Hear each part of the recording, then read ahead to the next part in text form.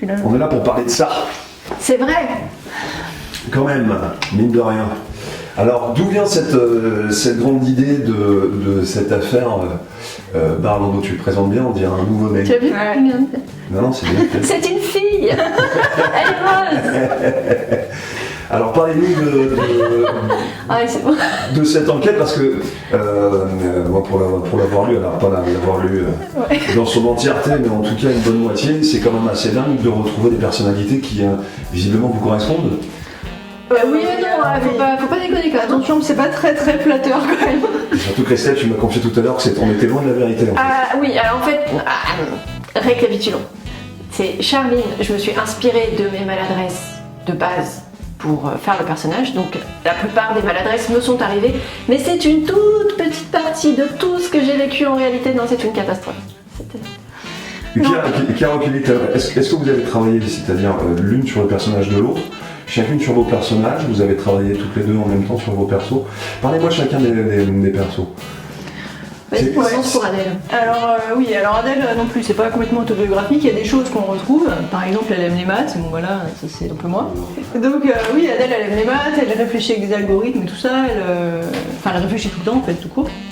C'est une penseuse. Voilà, après le côté loseuse un peu dans les relations amoureuses et tout, c'est quand même pas complètement moi, heureusement pour moi. Ouais. Voilà, après pour répondre à ta question, oui on a travaillé ensemble sur les personnages. Et surtout, au fur et à mesure qu'au début on est un peu parti. Enfin, en fait, on est parti. C'est bon, je cherche.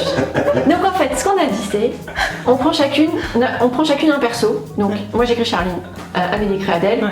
On a choisi la même lettre, c'est fait exprès. Ouais. Au cas où tu poserais la question. Et en fait, on a développé nos personnages et en même temps, on a développé la relation entre les deux personnages. Donc ce qu'on a plus travaillé, c'est la relation entre les deux personnages. Et quand on fait les dialogues, et ben, ça on travaille toujours ensemble. On travaille toujours ensemble. Parce que donc c'est à deux voix. Christelle écrit les chapitres, c'est Charline qui parle. Moi c'est l'inverse, c'est les chapitres où c'est Adèle qui parle. Par contre, tous les dialogues on les fait ensemble. Donc si c'est un chapitre Adèle, je préécris les dialogues et après Christelle elle repasse pour dire non mais Charline elle l'aurait pas dit comme ça et tac elle le refait quoi. Voilà, c'est ça. Et je pense que c'est pour ça aussi que nos dialogues sont peut-être vraiment réalistes. Enfin en tout cas on essaye, c'est ce qu'on nous a dit jusqu'à présent. Le fait d'avoir échangé en fait sur vos personnages, c'est ça? Oui, mais c'est même en fait on se connaît quand même au départ. On n'est pas tombé comme ça sur une terrasse de café en disant génial, écris-moi un livre. Donc du coup, comme on se connaissait, on savait déjà comment on fonctionnait toutes les deux. On est toutes les deux hyper actives, on est tout le temps en train de réfléchir à des trucs, de voir des idées. Enfin, c'est une sorte de... C'est fatigant un peu, mais c'est la vie quoi. C'est vrai. C'est comme ça.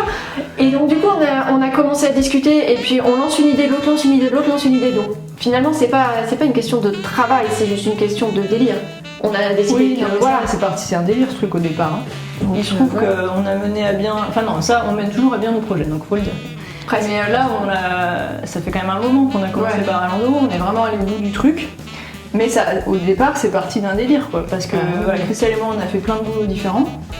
Et puis un jour, on buvait un café, et puis j'ai proposé à Christelle, presque sérieusement, de changer encore de boulot et de devenir sérieusement, elle était complètement à l'art. D'ailleurs, merci DLP, tu ne sauras pas que c'est toi, mais merci. Donc c'est ce qu'on retrouve en fait dans le départ du bouquin. C'est ça, voilà, parce que Christelle m'a dit, mais attends, on va pas faire ça en vrai, arrête ton délire. Elle voulait qu'on aille espionner la gonzesse parce qu'elle croyait qu'elle avait un truc à cacher. Non, mais... J'ai dit oui. Enfin, à mon avis, ça va être plus drôle dans notre imagination que dans la vraie vie, quoi. Ouais, d'ailleurs, ça a été le cas, hein, parce qu'on avait rigolé. C'est vrai. Et c'est en pensant à, c'est vraiment en pensant à ça que, par exemple, il y a une scène où Adèle saute par-dessus le portail. Donc, quand tu arriveras là, tu sauras. Et en fait, je l'ai vraiment vécu, mais en me disant, mais putain, si jamais on avait fait ce que voulait Amélie, voilà ce qui se serait passé, quoi. Et c'est exactement ça qu'on aurait vu. Et du coup, voilà, on utilise ça. Vous n'avez pas vécu les expériences, parce que ça aurait été sympa aussi, par exemple, de passer cette alors, moi, j'aurais jamais réussi à passer la barrière, d'accord. C'est pas possible. Donc, peut-être Amélie serait arrivée. Mais non. Alors, parlez-nous de l'histoire. Qu'est-ce que ça nous raconte, tout ça? Donc, ça se passe à Marseille. Comment ça s'appelle? L'affaire Barlando. Une enquête de Charline Adèle, parce qu'en fait, dès le départ, on a pensé ça comme une série littéraire. Donc ça c'est le tome 1 et le tome 2 est là on peut le dire on va dire. presque fini. Voilà, c'est ça. Presque. Il me reste 2 chapitres et on a fini. Donc sur 50, on a qu'à dire presque fini. Bagatelle, c'est quoi? Les 2 chapitres là, ça prend combien de temps pour... Alors je sais pas parce qu'en fait, comme j'écris dans ma tête, enfin je fais des trucs, j'écris dans ma tête et ensuite je m'assois à l'ordinateur et j'écris, tu vois, mais des fois j'écris dans ma tête pendant 3 jours et des fois j'écris dans ma tête pendant 1 semaine. Donc combien de temps? Ça dépend de ma tête, je ne sais pas. Ouais. On va dire mon avis dans 2 semaines c'est plié, D'accord. à peu près. Ok. Après voilà. Donc ce premier tome, Donc ça se passe à Marseille, Charline et Adèle donc on fait plein d'études dans plein de domaines différents, donc toute ressemblance serait fortuite. C'est vrai. Et elles décident par contre en vrai de monter une agence de détectives privés. Sauf qu'elles sont 2 filles jeunes, donc c'est vraiment pas facile. Elles essayent de faire des petites annonces pour se faire connaître, de faire jouer le bouche à oreille. Donc au début, elles ont que des affaires, on peut le dire, assez pourries. Ouais. Et on s'est inspiré de trucs pas faux. Enfin, tu vois, c'était un peu. Mais voilà, c'est vrai que ça démarre un peu sur le chapeau de roue. Jusqu'au jour où, par un copain avocat, Adèle rencontre une certaine Daisy Baralando, un personnage assez haut en couleur quand même, Ouais. qui demande aux filles de filer son mari pendant 1 mois parce qu'elle est persuadée qu'il la trompe. banal, c'est une banalité. Voilà, mais c'est ça, Ah ouais. c'est le cœur de métier Des détectives. voilà, des activités de détective. Et donc Tristan Baralando, le mari, est chirurgien esthétique sur la Corniche. Et puis en apparence, il se passe rien quoi. Les filles, elles le suivent. Et puis d'ailleurs c'est compliqué la filature parce que lui il a une moto donc il va vite, il arrive à se faufiler dans les bouchons et Adèle et Charline elles ont une Twingo rouge donc c'est un peu compliqué, elles ont le pied au plancher. C'est ça, et ça marche pas. Pardon. Et puis bon Charline s'ennuie donc elle va chercher, elle va trouver une autre activité. affaire, voilà. Et puis bon de fil en aiguille, après une histoire un peu, même complètement rocambolesque, elles vont trouver un truc énorme qui n'a a priori rien à voir qu'une affaire d'adultère. Ou presque. Rien du tout, et voilà. Et donc on s'est tapé un délire là-dessus. On est parti là-dessus quoi. Surtout que avant. Est-ce que le tome 2, c'est une suite du tome 1? Est-ce que c'est une histoire qui n'a strictement rien à voir? Est-ce qu'on rentre dans ce que vous avez expliqué tout à l'heure, c'est-à-dire une série littéraire qui pourrait, avec le départ de ces 2 enquêtrices, se développer sur plusieurs enquêtes? Alors c'est une série littéraire, et c'est une autre enquête, mais la suite de la relation, ça fait comme une série normale en fait. C'est-à-dire l'enquête sert de prétexte au développement de la relation entre les... Voilà, l'idée c'est un tome, une enquête, donc Christelle aime bien dire que ça fait comme... Martine. Voilà. Voilà, tu vois, c'est Martine, enquête, c'est Martine esthétique. Et ensuite Martine au lycée, enfin voilà, ce sera à vous. Donc on retrouve encore Charline et Adèle, cette fois-ci c'est dans un lycée. Et alors ça c'est sympa parce que nous c'est notre quotidien en fait, travailler avec des jeunes, avec des collègues profs, etc. Donc Ouais. même si c'est pas autobiographique, Ah non, alors là pas du tout, aucun de mes collègues n'est dedans, personne. c'est quand même très drôle. Mais c'est vrai. Et voilà, c'est sur une autre enquête, il y a certains personnages qu'on retrouve du tome 1 en plus de Charline et Adèle, il y a Ouais. Patounet, Et Patounet, Hector et... Non, Linda elle est plus là, et Magali. voilà. Qui sont sur les 2. Qui sont qui font partie des intrigues secondaires en fait et qui sont avec les personnages. Ok. Voilà, donc l'idée aussi au fur et à mesure des tomes, enfin on a déjà quelques idées pour le tome 3 d'ailleurs, c'est de déjà faire aussi évoluer les personnages quoi. Enfin, Voilà, en fait on les fait grandir au fur et à mesure et il faut qu'ils progressent. Donc ça évolue. Voilà. C'est bon, c'est puis il y a une marge de progression là sur les personnages. Ah oui, voilà, on part de loin donc ça va. Ok, sortie du tome 2 est prévue pour... Ah on sait pas encore. Alors on sait pas, Fin d'année, mais je pense. voilà, le target date on va dire ce serait fin décembre quoi. Ouais, à peu près. D'accord. Donc sur un produit fini, c'est-à-dire en même temps terminé Oui, l'histoire. avec la maison d'édition, tout fait. Mais en fait oui, on a discuté avec notre éditrice, elle nous disait qu'il fallait entre 8 mois et 1 an entre 2 tomes, pour pas que ça fasse Trop long. ou trop court. Donc décembre ce serait bien. Ouais, c'est ça. Ok. L'affaire Baralando, on peut le trouver où aujourd'hui? Alors, Bonne question. Alors non, en fait on peut le trouver sur le site de l'éditrice, Qui est? qui est... sur Hélène Jacob. Voilà. Ouais. Et sinon, on peut le commander en librairie. Mais on va en mettre un stock dans certaines librairies autour de chez nous. Mais majoritairement, c'est le site de la maison d'édition. Ok. Tous les sites de vente en ligne. Voilà. Donc Amazon, tout Kobo, ça. YouBook, etc. Voilà. Ok. Et d'ailleurs sur Kobo, on a eu la joie d'être sélectionné dans la sélection des 50 romans feel good. Ouais. Voilà, Ça fait bien quand même. Surtout quand on est 50e et puis on voit remonter comme ça. C'est pas mal. Incroyable. Comme l'a dit Amélie, hein, ma mère elle a acheté mais ça peut pas être qu'elle, hein, il y a d'autres gens. Donc c'est cool, ça fait plaisir. Bah, au début, quand on a vu qu'on était super bien classé, la première semaine on était 3ème des ventes des romans policiers sur Kobo. J'ai demandé à l'éditrice, je lui ai dit mais vous les payez ou il y a vraiment des gens qui nous achètent? Elle m'a dit non, je ne les paye pas. Non, il y a des gens qui cliquent en fait, c'est ça, c'est le concept. Le concept de la chaussure. Oui, revoyons cette Louboutin quand même qui est magnifique. Et alors attends, c'est une Louboutin mais il y a un petit détail, c'est que c'est marqué que c'est du 42. Voilà. Donc ça induit que la personne est grande. Voilà. Ou en tout cas des grands pieds. Elle a des grands pieds. Très grands pieds. Et pourquoi rose fuchsia? Parce que moi les Louboutin en général, c'est que je connais, elles sont plutôt noires avec les semelles rouges. On avait décidé qu'il fallait que ça soit de mauvais goût. D'accord. Et rose à paillettes avec les orteils qui dépassent, on trouvait que vraiment c'était le top du kitsch quoi. Voilà.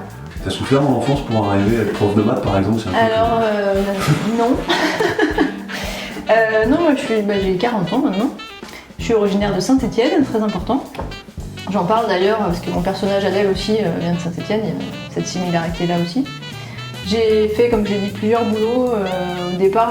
J'ai toujours aimé écrire, mais pour une raison obscure, j'ai fait des études scientifiques.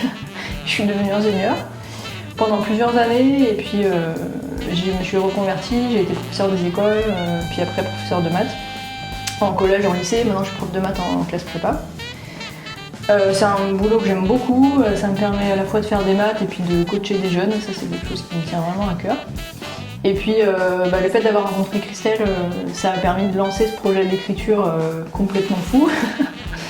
Et c'est vraiment un bonheur quoi, d'écrire à quatre mains.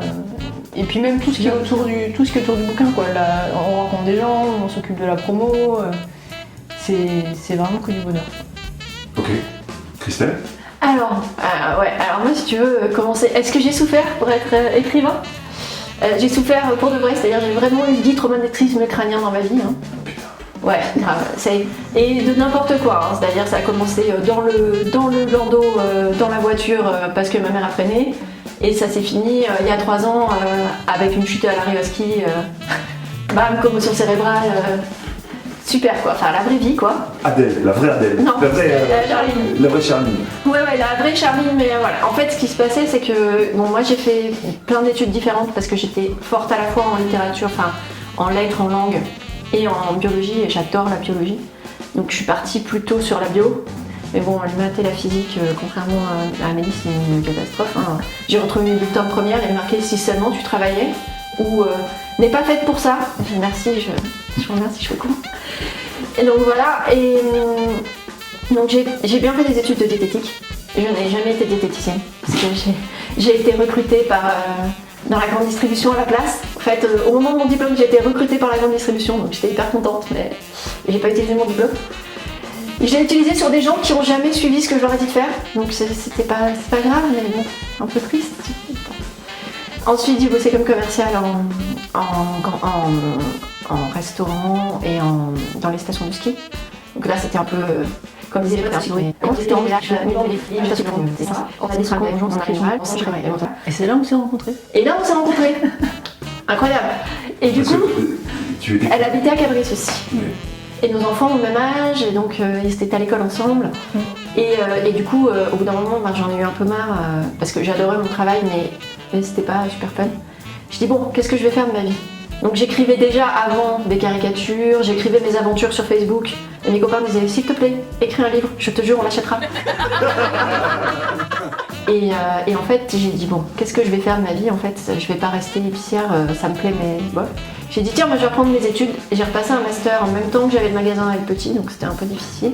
Et j'ai dit je voudrais écrire vraiment, être écrivain quoi, mais il n'y a pas d'école d'écrivain. Alors du coup j'ai passé un master de traduction, parce que je me suis dit au moins je serais traductrice littéraire, j'écrirais des trucs trop bien, je retraduirais des histoires d'anglais, ce sera trop fun, etc. Dès que j'ai eu mon diplôme de traductrice, en fait, j'ai été recrutée comme prof, et j'adore ça, vraiment je surkiffe. Et du coup, je suis prof de français, langue étrangère et d'anglais, et écrivain avec Amélie. Et c'est trop fun, quoi. En fait, je fais tout ce que j'adore et je m'éclate. Voilà, en fait, on a fini de l'écrire en mars 2014. On était partis au salon du livre pour essayer de trouver un éditeur. Pardon. En fait. C'est le côté duo. Oui. Bon, là, je te jure, on l'a le duo. Tu vois, quand tu vas pas me dire, oui, machin. Ouais, donc en mars 2014, on était au Salon du Livre pour trouver un éditeur. Et avec un coup de chance, parce qu'on avait un guest. C'est-à-dire que.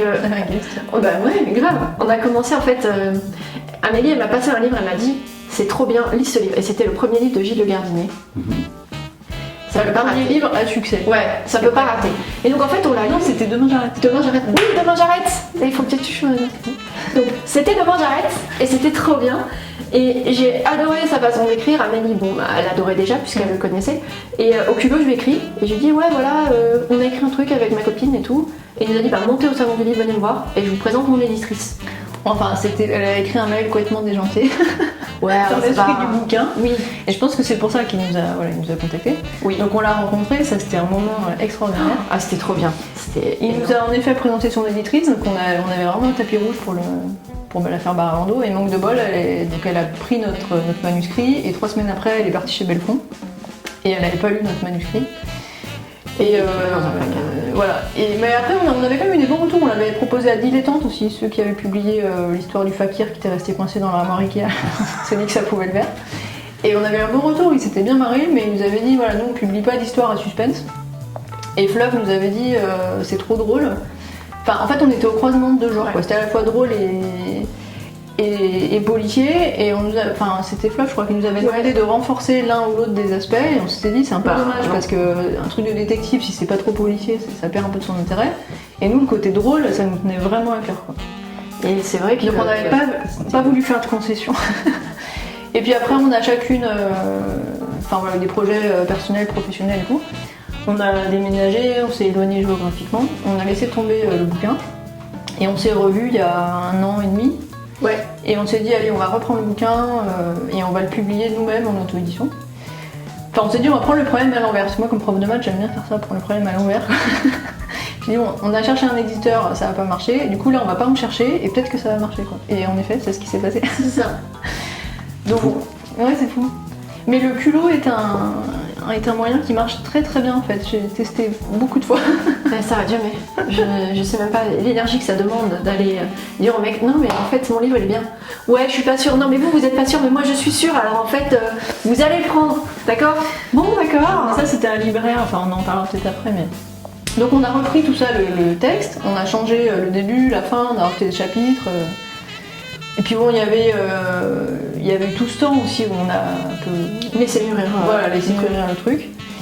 On l'a sorti pendant le confinement, donc ça pour le coup ça nous a aidé sur les plateformes en ligne. On a cherché des chroniqueurs, on a eu un super accueil, même parfois à l'international, jusqu'au Québec et tout, en Belgique, en Suisse, enfin ça peut dépasser nos espérances.